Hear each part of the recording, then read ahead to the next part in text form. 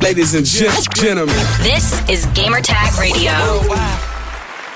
Welcome to a brand new episode of Gamertag Radio. And on this episode, we have Ariana Manuel Pena and also Paris Lily. They're going to be talking about Blueprints. I know this game, everybody's talking about it. It's been getting great reviews. And this is their review about the game. It's a great conversation. Make sure to check it out. All right. For those who are listening, make sure to head over to gamertagradio.com. Listen to our past episodes. Also, you can find us on any podcast app. Just search for Gamertag Radio. We're there. Post comments if you want on Spotify. Share the content. Send us questions. All that stuff. You could do it through there too. But if you would like to be part of our fan mail, here's how you could be part of the show. Send us your feedback or questions.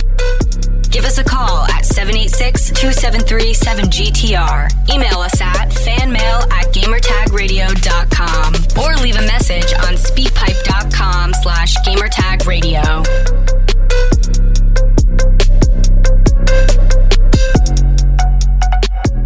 All right, so we're going to go straight to the Blueprints review. Once again, everybody, thank you for listening to this episode. Check it out. You're listening to Gamertag Radio.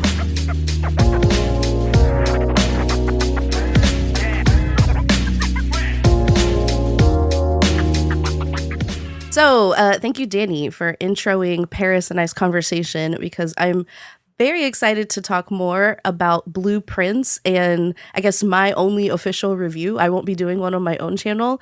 And the reason why is because it's really hard to talk about this game by yourself. So thank you, Paris, for joining me for this part of the episode. What are your quick thoughts on Blueprints, and maybe just give us a quick synopsis of what you would describe the puzzle game as? I don't know how quick this is going to be, but I'll start this off by saying this. Blueprints, as of today, we're recording this on April 13th, 2025, is my game of the year so far. This is the best game that I've played so far this year. And it's just because it's so unique in its approach. So Blueprints, I swear to God, it took me a week to realize that's what it meant. Oh, really? But, I kept hearing blueprints, like drafting blueprints. Right, and so when I saw it spelled out BLUEPRINCE, I was confused. Yeah. So I was like, who's the prince?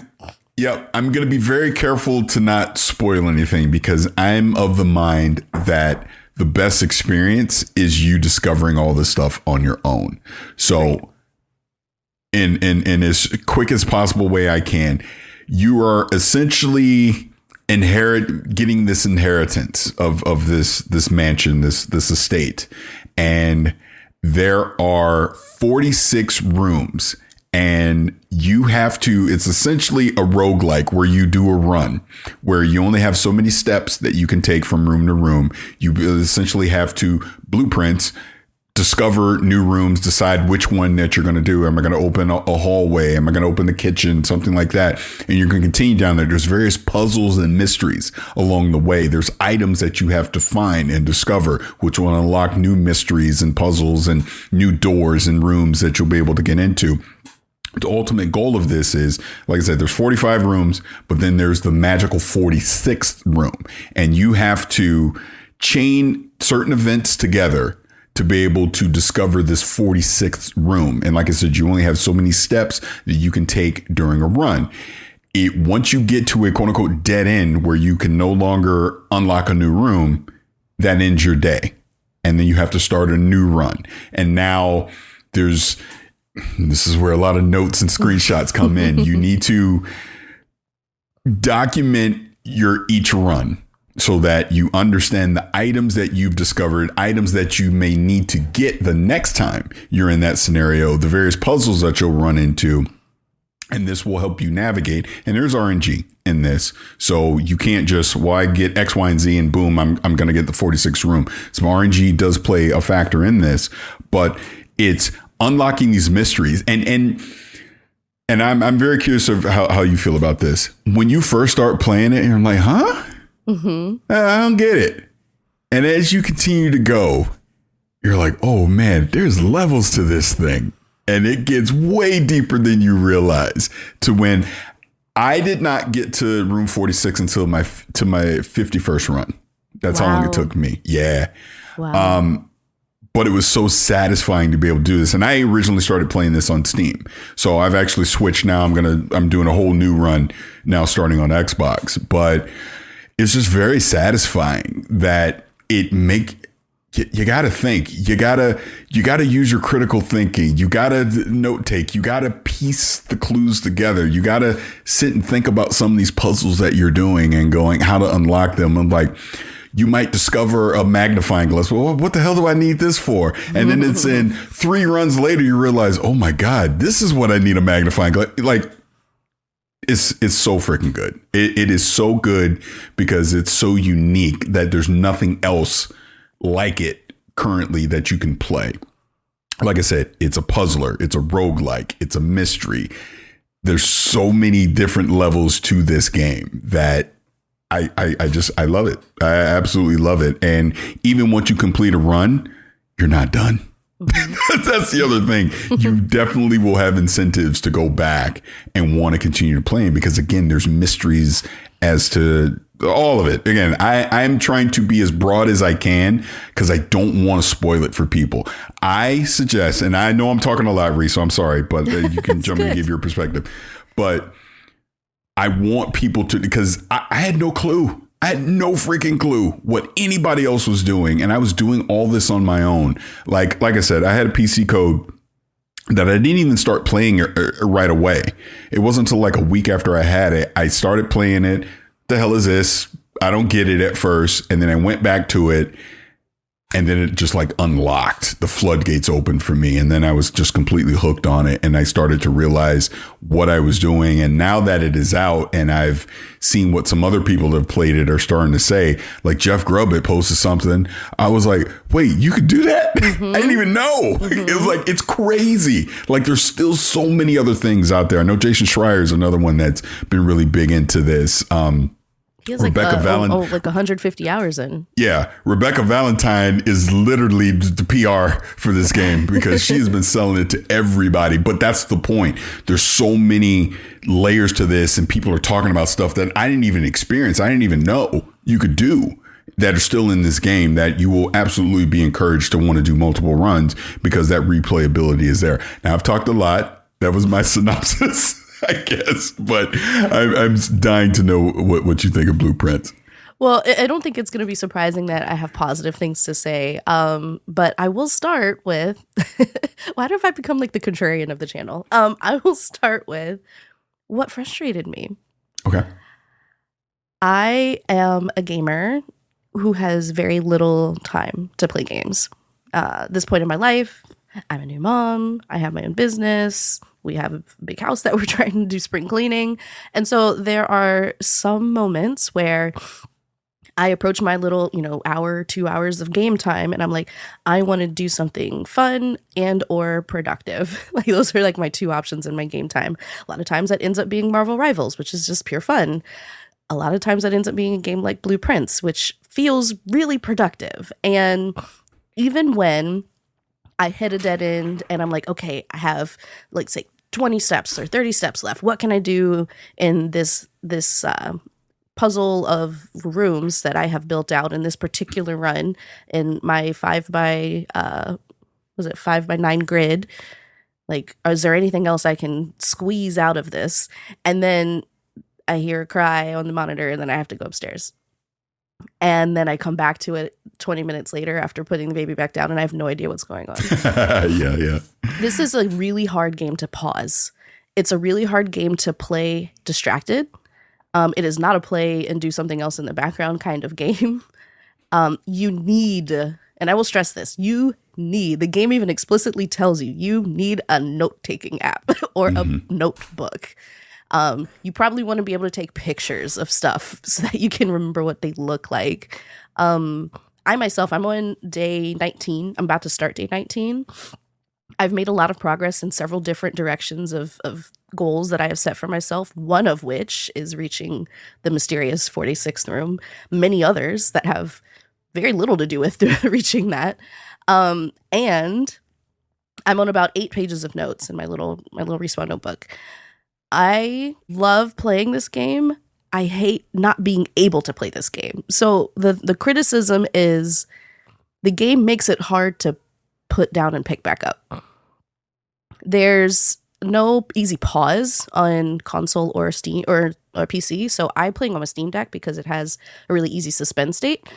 And I power it back on and it comes right back up to wherever I was on the last screen. So that's really great. I know that's not native to all of the different platforms where you can play this game. So I will say that if you're a person who needs to pause unexpectedly in games, just be prepared for that. That's the kind of gamer I am right now, and I just want people to understand it. That's truly the only criticism that I could come up with, because everything else about this game is delightful. It is a really, really, really impressively accomplished puzzle game, sure. It's a very successful roguelike in that every run you do, even a quote-unquote failed run, earns you something, and I'll come back to what those things could be. As spoiler-free as possible. The music is actually really engaging. There are some moments where I've done something and a music cue happens. I'm like, whoa. Because I didn't realize how accustomed to the music, the ambient sounds I had already been, to the point where once one small thing shifted, it alerted me like, oh, this is new information. What am I doing? I opened my eyes because of music. That was fun. I still don't know what that is. I'm not going to talk about it on the show. But there are so many layers to what this game teaches you how to do and teaches you to observe that you could go through a room 50 times and then on the 60th time you go into a room, you have a new thing you're looking for. And when I say the room, the way that the game plays out, like what you're actually doing is you walk up to a door, you hopefully are able to open it. It could either have a lock or other things on it. But once you open a door, 3 floor plans will pop up. And this is from a pool of, oh God, I can't remember the full number. It was like 100 and something potential floor plans. Yeah, that's where the RNG comes in. Yeah. And that's where the RNG comes in. So each day, your grid of 45 will be a random assortment of a random 45 number assortment of these rooms, and 3 will pop up when you go to a door. You can pick one of the 3. Sometimes you have the ability to re-roll. Sometimes you can't see them at all. There's different things gameplay wise that will make that easier or harder for you, but you decide which room you want. As Paris said, sometimes it could be a hallway, sometimes it could be a kitchen. Different rooms have different benefits. Different rooms have different doors to potentially exit and keep progressing. Some of them are dead ends. Some of them have special things that happen once you're in them. And you choose a room, you move into it, you decide what to do, you move forward or back or sideways or whatever. That is like, honestly, it becomes such second nature that you almost feel like Neo in the Matrix, where you're just like you draft rooms like, here, I need this, and here, I grab a coin, here, I get a key, and you're just like moving so fast. By the time you get through a few runs, you really feel like a genius, and then you hit something and you get an item like a magnifying glass, and then you're like, oh wait, I don't know anything anymore, and you're back to square one. Yeah. But even when you end that, like, you still have the information. And you've still learned something new that you can take into the next day. That's another layer.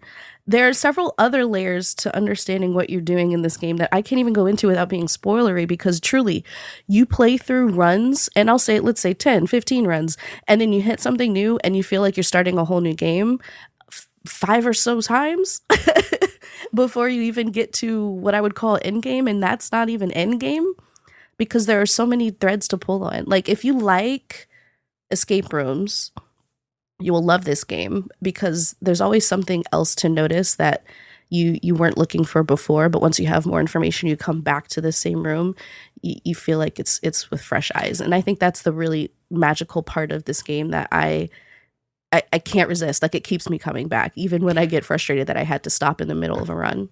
I think the best way to say what you're talking about is, just because you go into a room that you're familiar with and you solve one mystery or puzzle in it, doesn't mean that there isn't 2 or 3 more in that very same room. Yep. And you just won't discover it the first time. And that's the beauty of what you're saying is, you will go 5 or 6 runs down the road, because now that you've got additional information or a new item, it unlocks something else in that room that you never knew was there in the first place.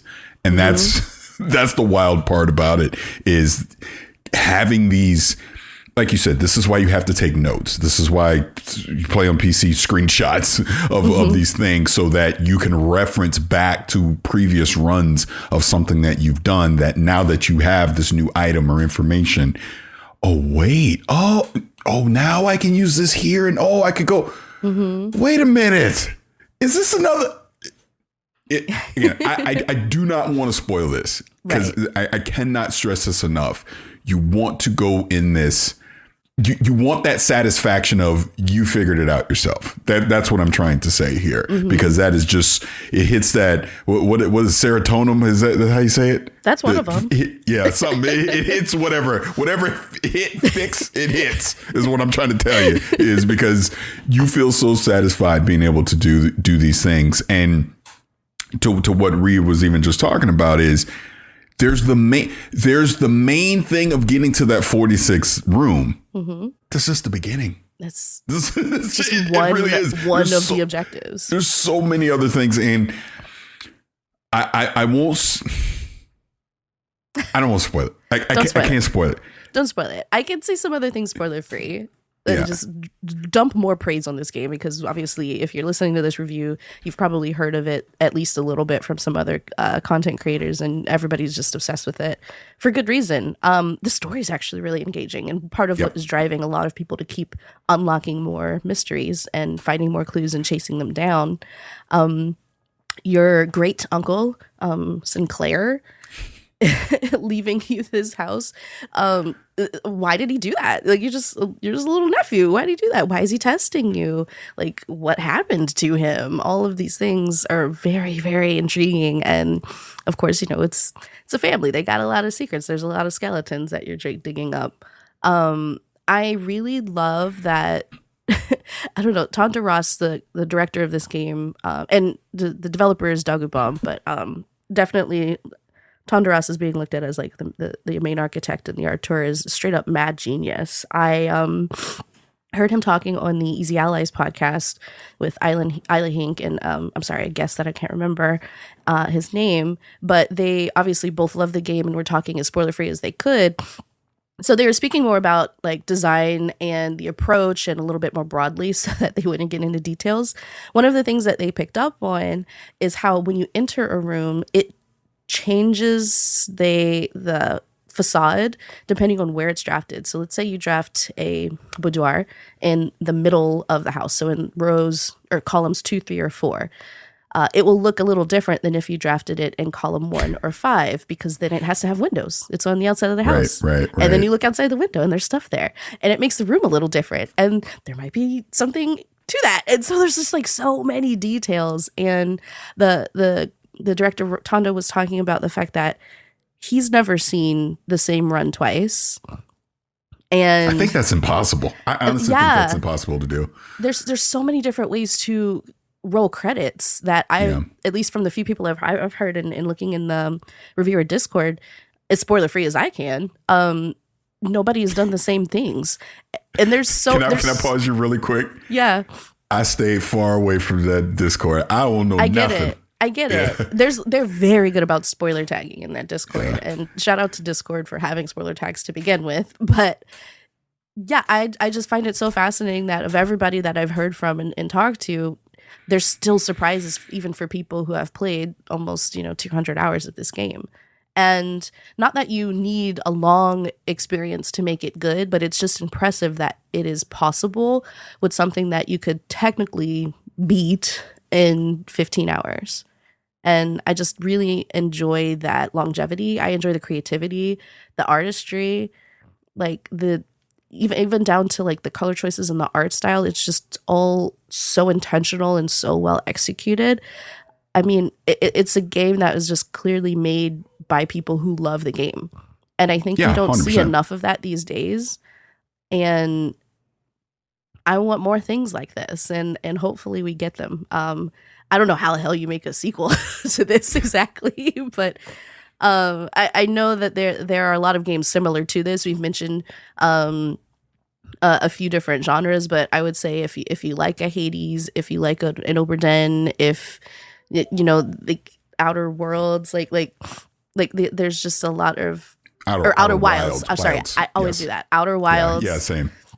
The games where you keep unlocking more and more layers to the same, quote unquote, same environments. I think you'll really enjoy this one, and it is definitely on the game of year list for me. And Oh yeah, I mean Yeah. it is at the top of it for me because what you just touched on is why you can probably roll credits on this in 10 to 15 hours if you really wanted to, yeah, you could. but you're not going to want to.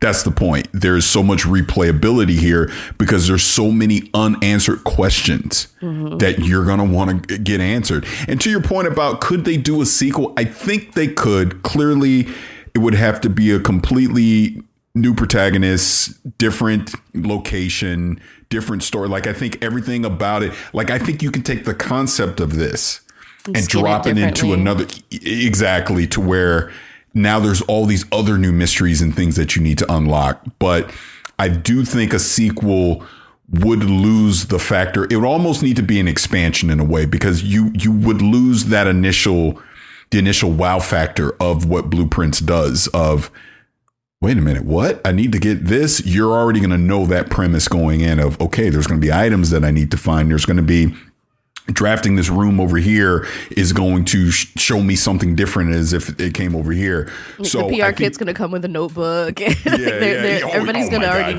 know. Oh, you know that they're going to big time play that up. I'm also happy that this is, I believe it's $29.99 to purchase, but it's on Game Pass day one and it's on PlayStation Plus. I think you have to have the top tier version of PlayStation Plus to be able to get it. But there's other avenues. My point is there's other avenues to get this so that they're opening it up to go try it. You know, if you got Game Pass or if you got that tier of PlayStation Plus, go try it. See for yourself if this is something that you like. I know conversations that I was having when I was at the Nintendo Switch 2 experience, you know, just talking to various people. Again, this game is coming up and we're talking about it and we're like, man, they need to put this on Switch 2. And we're like, yep, this Yeah. needs to be on Switch 2. 100%. But it was the point of this is this year's Balatro in the way of this is coming out of nowhere. Nobody expected this. And I think by the time we get to the end of the year, it's going to be this huge hit. That is, like you said, it's going to be on a lot of Game of the Year lists for sure. Whether it wins or not, it's at least going to get nominated for a ton of stuff.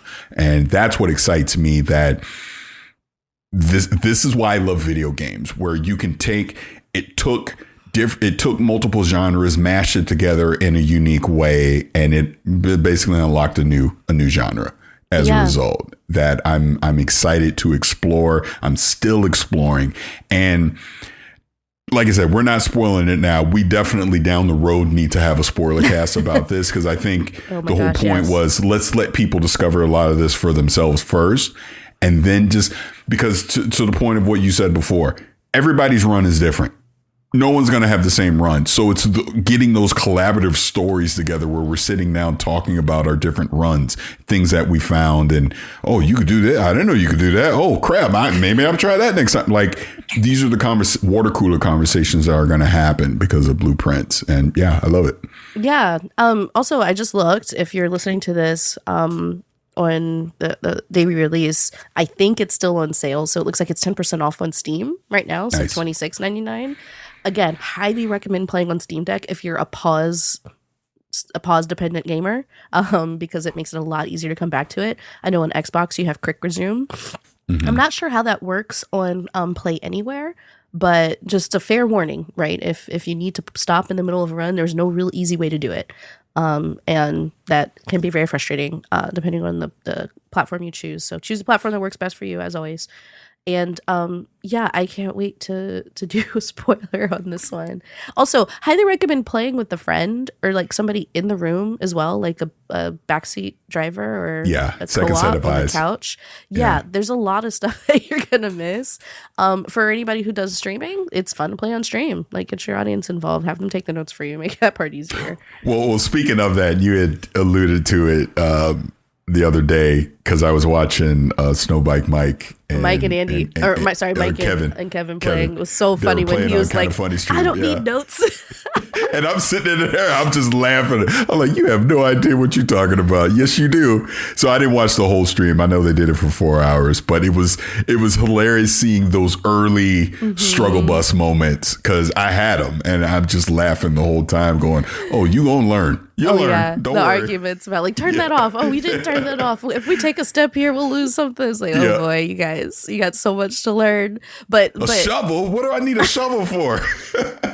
But it's like watching somebody play the first few minutes after, several hours, like it's just so illuminating how much you've progressed. And again, the progression is not based on the amount of rooms you've unlocked or how far you've gotten or if you've even unlocked the final 46th door. It's knowledge. Like knowledge is the true marker of progression in this game. And I think that's just so clever. And just congratulations to Tonderas, Doggy Bomb, Raw Fury, who's the publisher. Like y'all did that. You did your big one. I'm very, very excited to see more people play this game. So if you haven't tried it, Paris just let you know all the places you can play it. Please give it a shot. It is worth your time. Yeah, absolutely. And just to recap that again, it's available on PC, it's on Xbox, it's on PlayStation, and I would imagine it will eventually be on Switch as well. This is a everything game. It might never come to mobile because text can get kind of small, but there's ways to zoom in. And 100%. Hopefully we get an accessibility report from Steve Saylor soon. I think he did. Yeah? I thought I saw him post something about that. I'll have to go back and review. But yeah, Blind Gamer Steve, definitely go check out his accessibility review for Blueprints. I'm pretty sure he's at least played it. I don't know if he put out an official review yet, but definitely be on the lookout for that. All right. Well, thank you for joining me, Paris. I know this was a little quick aside, but we were both just so excited about this game. We wanted to talk about it. And yeah, thanks for listening to Gamertag Radio. Thanks for listening to Gamertag Radio. Be sure to like us on Facebook and follow us on Twitter.